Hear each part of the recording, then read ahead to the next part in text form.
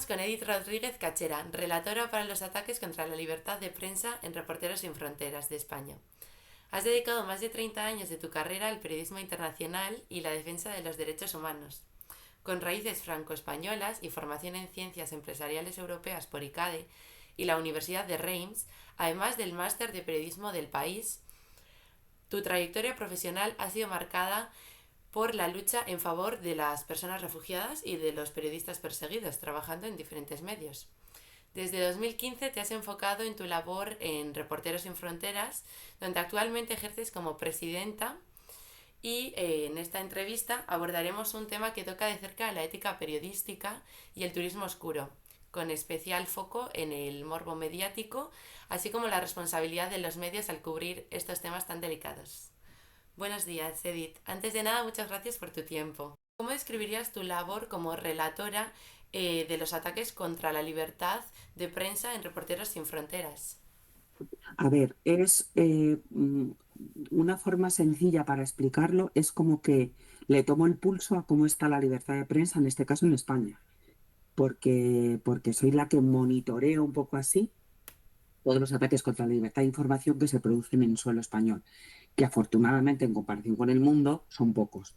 A escala nacional todos nos podemos pensar que las cosas van muy mal aquí, pero creo que, y si no es así, debería ser hora de que todos tomemos conciencia de que nacer en la Unión Europea es un privilegio. En España es un gran privilegio ahora mismo a escala mundial porque el 80% de los países del mundo no tienen calidad de libertad de prensa y la labor de mis compañeros en otros países del mundo, como relatores o bien mediante nuestras oficinas, red de corresponsales, etcétera, es mucho más complicada. No es lo mismo relatar cómo es la libertad de prensa en un país como México o como Burundi que relatar cómo es la libertad de prensa o en el Sahel, donde es tan complicado ahora mismo, que relatar cómo es la libertad de prensa en España y vigilar un poco cómo está el panorama español, si se respeta más, si se respeta menos, si los periodistas ejercen con libertad, si hay atropellos al ejercicio del libre periodismo. Evidentemente los hay. España no está en una posición idílica, pero a escala mundial te garantizo que es un país fácil. Entonces no solo hago eso, porque como vicepresidente de la organización en España hago muchas más cosas en torno a protección del periodismo perseguido, también bueno, yo trabajo para la entidad internacional, por tanto, trabajo en proyectos internacionales de apoyo al periodismo perseguido en todo el planeta, especialmente en América Latina, y tenemos especial énfasis desde España en ayudar a los periodistas latinoamericanos perseguidos. Y bueno, pues ese sería en conjunto un poco mi trabajo, apasionante y difícil, en tiempos difíciles. Sí. Relacionando precisamente con tu labor, con el fenómeno del oscuro turismo, quiero preguntarte cómo crees que los medios de comunicación deberían abordar el tratamiento de lugares históricos donde han ocurrido conflictos.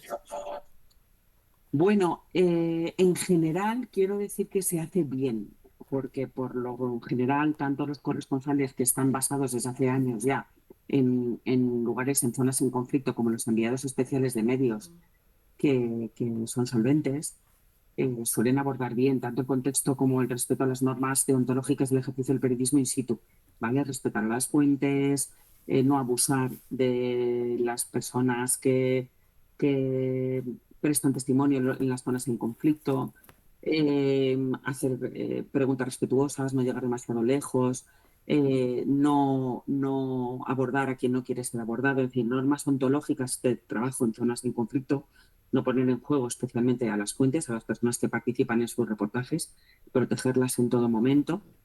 Pero es verdad que cuando no hay un periodismo profesional, y es con lo que nos encontramos ahora más a menudo, cuando hay periodismo no profesional que acude a esas zonas en conflicto, pues todos estos principios vuelan por los aires. En general, yo creo que el periodismo de guerra es un periodismo muy profesional, muy de los más profesionales que hay por la cuenta que les trae por la cuenta que les trae. Es decir, los reporteros de guerra, por eso decía enviados especiales, tanto los que envían los medios a cubrir un conflicto determinado, como los corresponsales que están en zonas complicadas y que ya llevan mucho tiempo ejerciendo ahí, tienen mucho contexto de la zona en la que están. Si hablamos, por ejemplo, de Oriente Medio y observamos a los corresponsales, suelen ser gente muy bregada que tiene muchísimo contexto histórico, geopolítico, sociológico del sitio en el que están, que saben transmitir al televidente, al oyente, al lector, y que trabajan con muchísimo respeto. De la misma forma, los enviados especiales, que suelen ser reporteros de guerra, gente que cubre, que sabe cubrir los conflictos y que está entrenada para cubrir conflictos, tanto desde el punto de vista físico, es decir, nosotros tenemos cursos además para ello, los famosos cursos HIT, donde se les entrena más muy duramente, en colaboración con la Guardia Civil, que son cursos maravillosos, donde se les entrena a hacer periodismo de guerra. Ese sería el plano como físico, de seguridad física, pero también, como decía antes, van muy bien instruidos en cuanto a ontología, están cubriendo zonas donde la gente sufre, donde la gente lo está pasando mal, y entonces cómo han de ser tratadas esas fuentes, pero también las fuentes más oficiales con las que tratan. Si preguntan o entrevistan a militares o a autoridades de cualquier tipo, ¿no? Saben muy bien cómo manejarlo, diferenciar la verdad de la propaganda, no comulgar con ruedas de molino, respetar a las fuentes que son ciudadanos anónimos, todo eso lo saben. Entonces yo creo que diría que en general el panorama es bueno. Otra cosa es que esas zonas en conflicto están acudiendo cada vez más, que quizá van por ahí los tiros, periodistas no profesionales, que no están bien formados, que incluso a veces uno duda en calificar de periodista, y ya no hablemos si van ciudadanos rasos. Precisamente eso te quería preguntar, que no es una situación fácil estar allí cubriendo ese tipo de conflictos. Y entonces, en relación a Reporteros Sin Fronteras, ¿cómo protegen a estos periodistas cuando cubren estos temas sensibles o trabajan en zonas peligrosas? A ver, hay varios tipos de cobertura. ¿Te refieres a la prensa internacional, a los reporteros internacionales que Sí, actúan allí? A ver, por lo general los reporteros de guerra, el caso español es un poco peculiar, y en general, ¿por qué? Porque hay más precariedad en la profesión y porque acuden periodistas menos, no profesionales, ojo, porque son igual de buenos profesionales, pero sí, lamentablemente, menos amparados por sus medios. Lo normal es que los periodistas que acuden a zonas en conflicto los ampare sus medios. Es decir, si un periodista de la ITV o del País o de Radio y Televisión Española acude a Ucrania o acude a conflictos en África, va totalmente protegido por su propio medio, es decir, es el medio el que le equipa, tanto en chalecos, en cascos, en material de protección física, como le forma, como le asegura, material, o sea, seguros, porque tienen que ir muy bien asegurados, y te aseguro que son seguros carísimos, de cobertura, ¿no? De riesgo físico, etcétera, como lo que hablamos, ¿no? La formación periodística en trato de la población local, cómo se tratan las fuentes, etcétera. Lamentablemente, no es el caso de todos los periodistas, que, como decía, suelen ser el 100% muy profesionales, aunque haya excepciones tristes, pero muchos van como freelancers.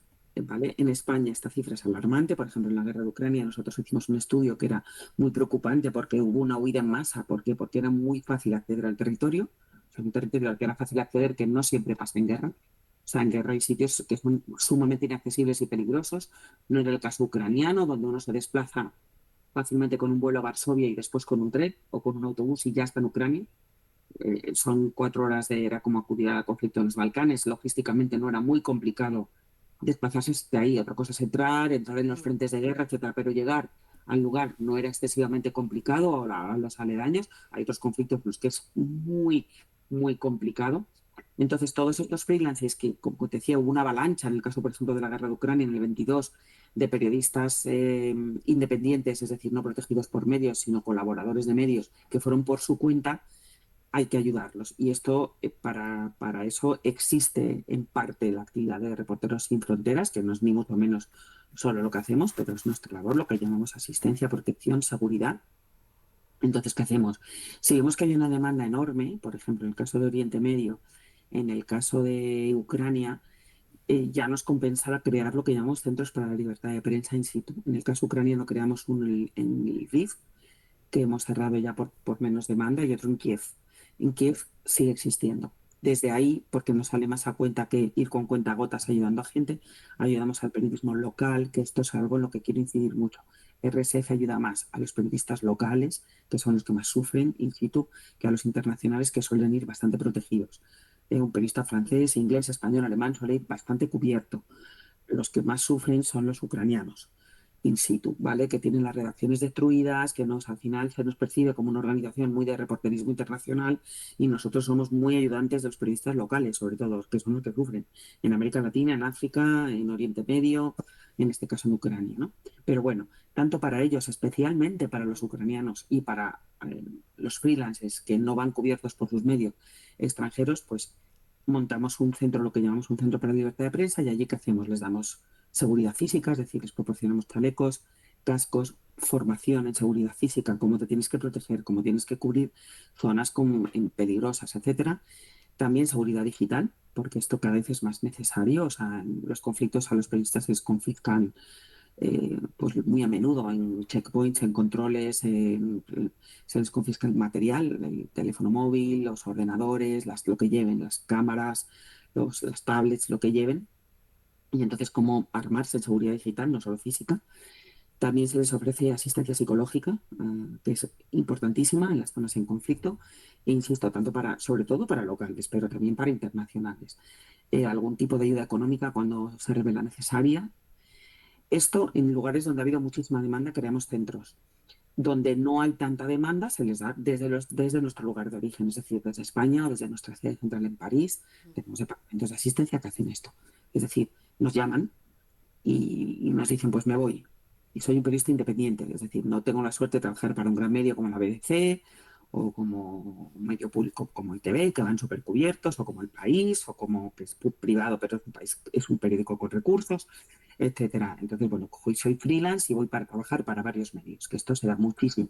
Entonces somos nosotros, se tienen que hacer previamente socios, es lo que pedimos, una mínima cuota de colaboración con la compañía, con la organización, y entonces les da acceso a un seguro de vida súper ventajoso, un seguro de cobertura, no solo de vida, sino de todo, de riesgos, de repatriación, tal, porque en el mercado te puedo asegurar que son inmensamente caros. O sea, si tú contratas a un seguro para para ir a Nagorno-Karabaj, probablemente pagues 4.000 euros. Entonces, nosotros tenemos convenios con aseguradoras que hacemos precios muchísimo más bajos y entonces, bueno, pues eso nos contacta, se le asegura, se le da equipamiento, chaleco y casco, y si requiere formación, pues también se puede estudiar, ¿no? O asistencia psicológica, etcétera. Eso sería un poco las prestaciones de los periodistas que no están cubiertos porque lo lógico y lo que debería ser que los propios medios de comunicación que envían a alguien cubran a los periodistas. Pero como sabemos, hay muchos freelancers y van por su cuenta, y si van por su cuenta, pues acuden a organizaciones como nosotros. Es muy interesante. En relación a cómo lo viven o cómo lo sufren los periodistas que cubren estos conflictos, ¿cómo crees que viven ahora las personas que residen allí al ver turistas merodeando por la zona, motivados en gran parte por el morbo o el interés? ¿Crees que este tipo de turismo vulnera los derechos de las víctimas, de los familiares, vecinos o asociados? Sí, claro, por supuesto. Es una falta de respeto enorme, pero forma parte de la distopía que estamos viviendo.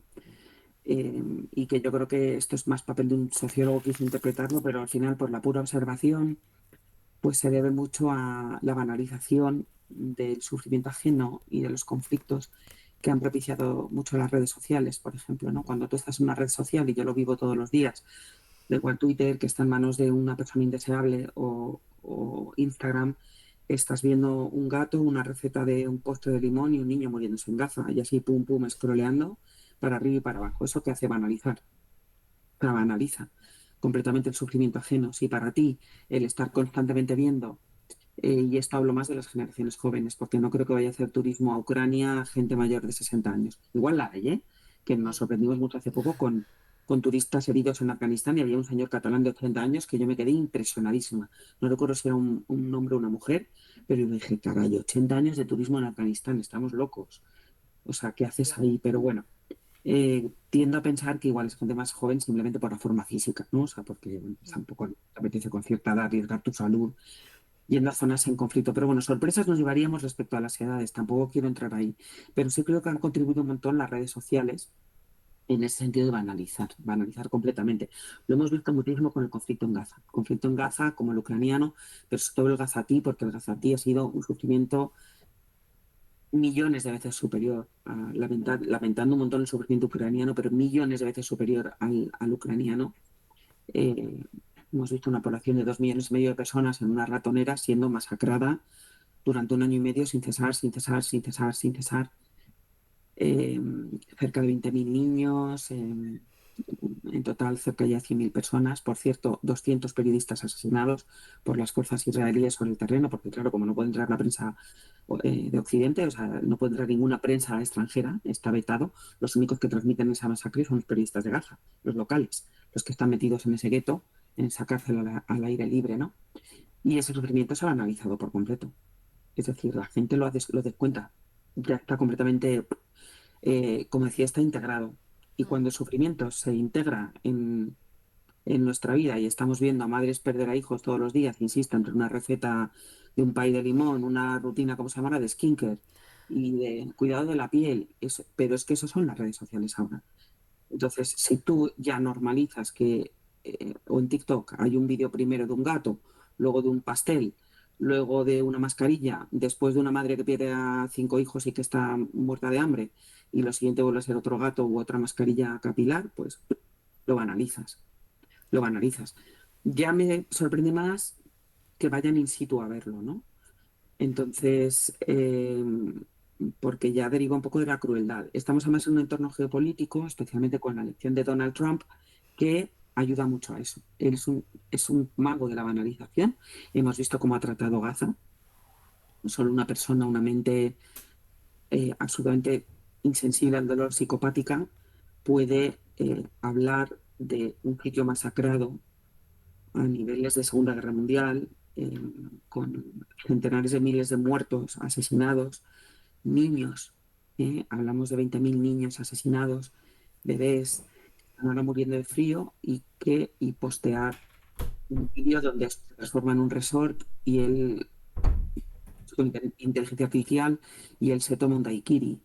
Y ver es que es muy comparable a que comparar que el gueto de Varsovia en la Segunda Guerra Mundial, donde se masacró a judíos, pues de pronto se transforme en un resort turístico. Es que es una locura. Entonces, si el propio presidente de los Estados Unidos banaliza hasta ese punto, ¿qué no harán sus compatriotas? ¿Qué no hacemos la gente que no tiene? Hay gente que tiene más sensibilidad a estos temas, eso está claro, que somos los que a lo mejor, pues bueno, estamos más del lado de la lucha de los derechos humanos, las ONGs, y por naturaleza hay gente que es más sensible al sufrimiento ajeno y gente que es menos sensible al sufrimiento ajeno, que piensa más en uno mismo. No está mal, ¿eh? O sea, yo creo que todo es necesario en el mundo y cada perfil es cada perfil, no vamos a demonizar a quien no está todo el rato llorando.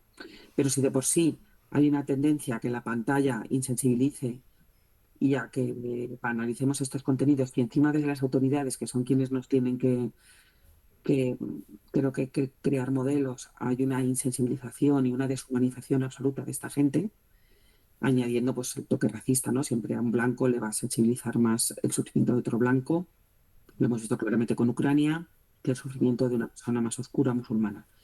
Entonces, o cubierta o vestida de otra forma, ¿no? Entonces yo creo que las redes han contribuido muchísimo.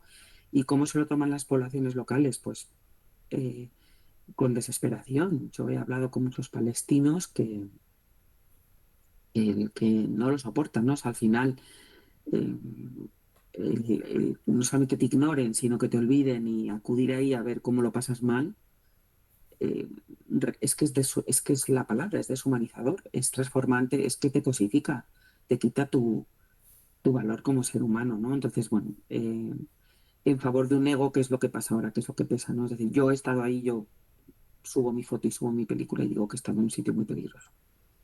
No acabo de entender su motivación.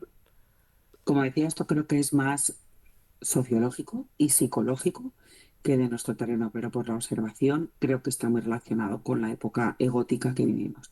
Vivimos en una época súper centrada en el ego. Eh, es muy difícil que la gente piense en los demás y pensar en los demás además genera mucha impotencia porque poco puedes hacer, o sea, es una sensación muy desagradable. Yo creo que se pueden hacer cosas porque para eso existimos.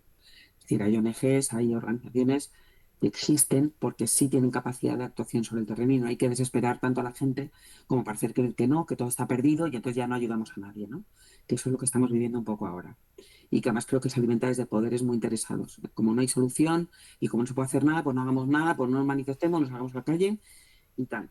Creo que tiene que ver mucho con el ego y con la anestesia de las pantallas, como te decía antes, ¿no? O sea, si estamos centrados en la pantalla, todo el tiempo que empleamos en el móvil, y en esto sí pienso más en la gente joven, es un tiempo que no empleamos en movilizarnos para reivindicar derechos, vaya cada cual. Esto habrá que hacer un ejercicio como dejar de fumar, o sea, la gente está súper mentalizada en que fumar es malo, creo que la gente no está nada mentalizada en lo que es el uso excesivo del móvil para sus cerebros, lo descubriremos dentro de 20 años, cuando sea tarde igual, cuando haya muchos estragos, pero a nivel psicológico, sociológico, de todas formas, ¿no?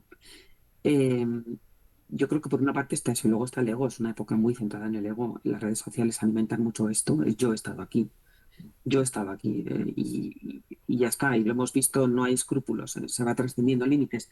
Primero eran las fotos en Auschwitz, eh, luego, bueno, gente que se ha ido a la Dana pero a llamar la atención simplemente, es decir, a decir yo, es que es esto, yo, con una Y hoja así de gigante, yo he estado aquí. Y el que importa soy yo. Entonces, digo, tú no lo entiendes, o yo, porque somos personas que a lo mejor tenemos la mirada más puesta en el otro, en el caso del sufrimiento, pero es que hay mucha gente que tiene, y esta época favorece mucho el ego y el narcisismo. Entonces, es gente que tiene el foco puesto en sí misma, y que lo que quiere es comunicar al mundo no como un periodista profesional. Un periodista lo que quiere contar al mundo es qué está pasando. Esa gente, su única misión es yo, gigante, he estado aquí. Yo te lo estoy contando. Pero no me Precisamente, importan un bledo ellos, o sea, no. hmm, precisamente el otro día hablábamos que salió una noticia que se hizo, bueno, una noticia que se hizo muy viral, que Ujú. era un periodista que había ido a la Dana, si no me confundo, y bueno, no se había metido realmente en el barro a ayudar a nadie, Sí, pero macho. sí, pero hacía como que estaba ahí ayudando con las botas manchadas de barro y tal, pero realmente era porque buscaba protagonismo. Y justo hablábamos con Xavi Fernández que lo que acabas de comentar, que la gente, bueno, los periodistas de ahora no quieren informar o comunicar de lo que está pasando, sino que se les ve a ellos que están comunicando algo. Pero ellos, yo soy el protagonista y lo que cuento es una cosa secundaria. Y digo, Exacto. qué fuerte, porque yo veo el periodismo de otra forma. Yo lo estoy Claro, estudiando de otra forma. claro. A ver, en primer lugar, para mí eso no, yo no lo llamo periodista, es un creador de contenidos, un showman, Mm, un agitador, porque hay muchísima gente así. Y si fuera digno, podría ser. Oye, que también los hay muchísimos. O sea, yo no, tampoco me quiero poner en un purismo del periodismo es lo de antes, todo era mm, fatal. Porque yo conozco a periodistas jóvenes que están utilizando canales nuevos y que lo hacen estupendamente bien. O sea, que tampoco era todo es que el periodismo antes era guay y ahora es horroroso. Pero sí es cierto que son gente que no son periodistas porque no respetan las normas deontológicas del periodismo. No son normas jurídicas, no hay una ley, pero son códigos éticos que cualquier periodista bien formado tiene. Y como bien te contaba Javi, creo que has dicho, eh, en una información el periodista es totalmente secundario. El periodista simplemente es un conductor, es un canal de transmisión, es una persona que te tiene que contar lo mejor posible qué está pasando y no cuenta para nada. Ahora vamos hacia un modelo y además consumimos todos donde los que narran son muy importantes. Y esto tendrá que hacer la reflexión que toque, la generación que toque. También los mayores están afectados, por eso estamos. Es decir, pero los creadores de contenido que llamamos ahora, o incluso periodistas en nuevos formatos, tienen mucha importancia. Su figura tiene mm, mucha importancia. Y de hecho, los seguidores que tienen es por ellos, básicamente, más casi que por lo que cuentan, sino cómo ellos lo cuentan.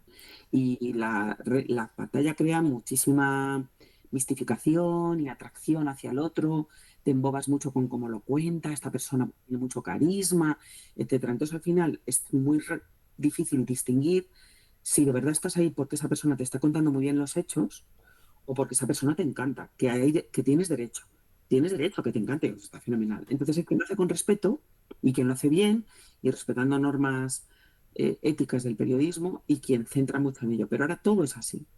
Yo insisto siempre en decir que la mayoría suelen hacer contenido mm, o entretenimiento mm, o divulgación, pero periodismo, pocos. El periodismo es otra cosa. Y es tan lícita y tan relevante como las anteriores, ¿eh? O sea, hacer divulgación está fenomenal.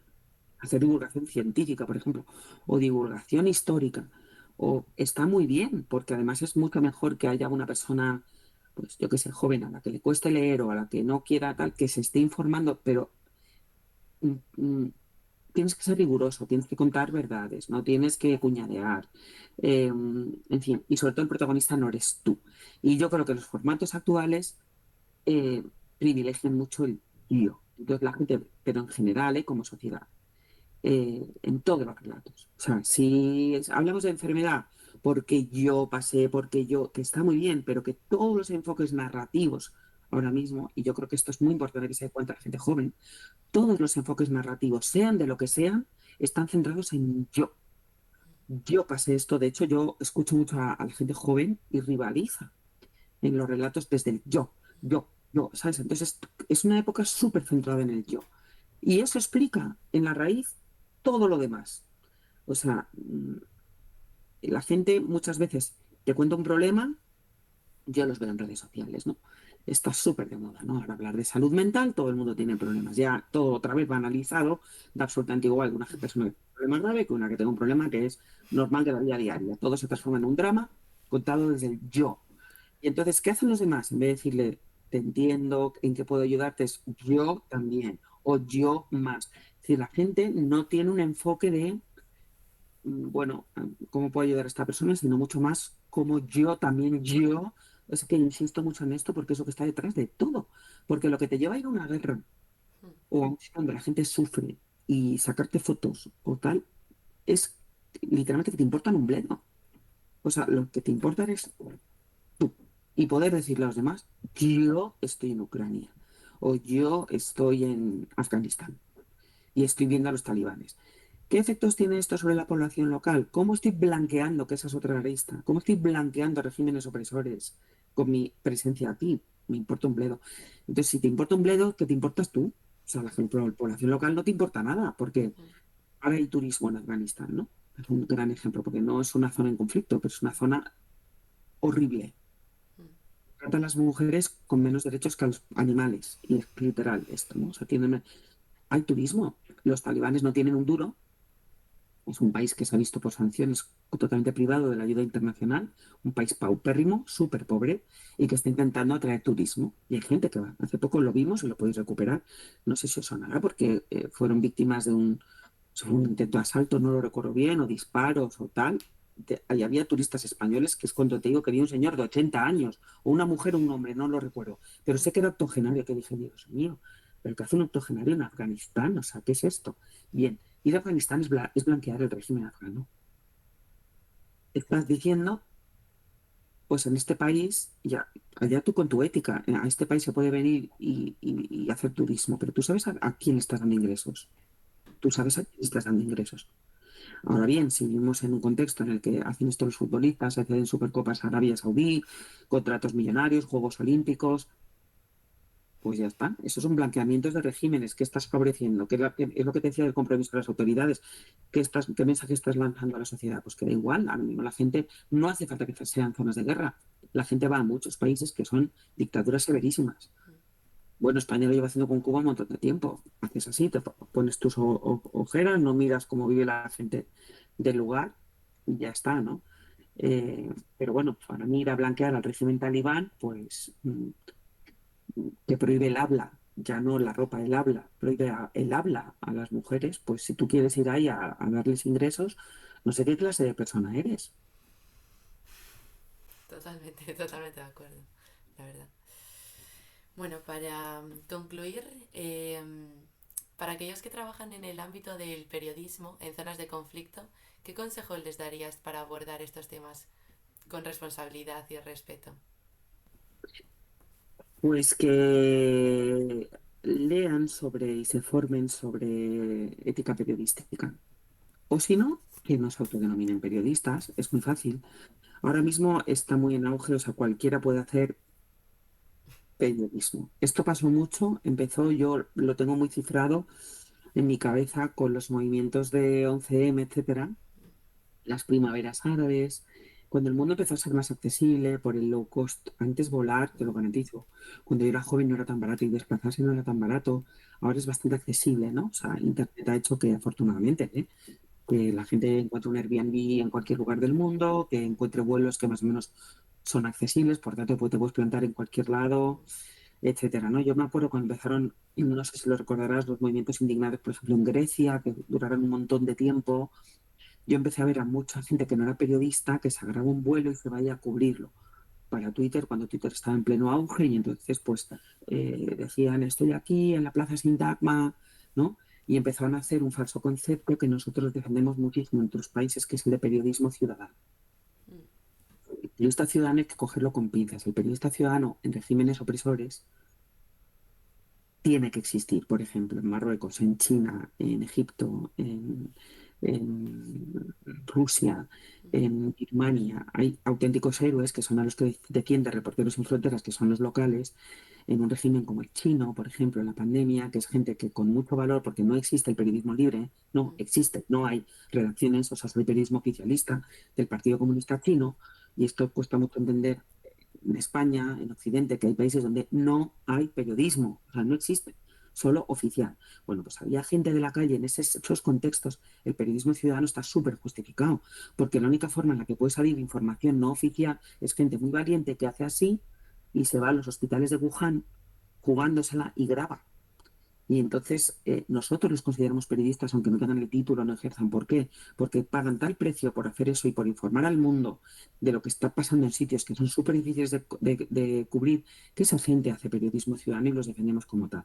Otra cosa es gente que desde democracias saneadas y desde le da de la gana ir a sitios que ya están cubiertos ampliamente por la prensa, a hacerse el prota. Y esto lo empezamos a ir mucho eso, con los movimientos indignados de gente que se iba a Grecia, empezaba a cubrir para Twitter, estoy aquí, bla, bla, bla. De esa gente, algunos lo hacían muy bien y lo siguen haciendo muy bien. La mayoría no. O sea, hacían una cobertura muy para redes, muy... Entonces, ¿qué les diría? Que la ética periodista se la estudien, porque muchos de ellos no son periodistas.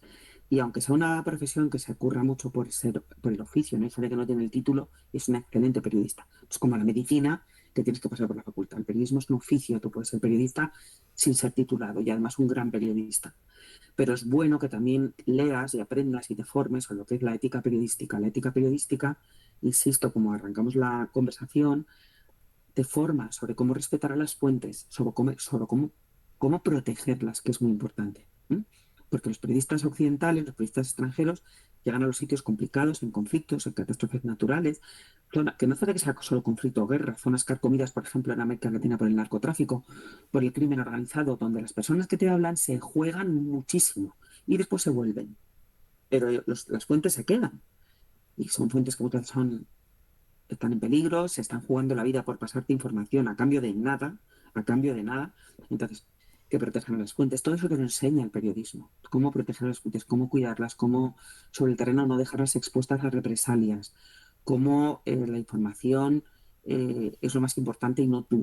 En fin, eso son todo normas de ética periodista que gente que va o que quiere ejercer el periodismo por su cuenta tiene que saber y que conocer. Entonces, que se formen o bien que no se autodenominen periodistas, que se llamen creadores de contenidos, gente que hace entretenimiento, pero eso no es periodismo.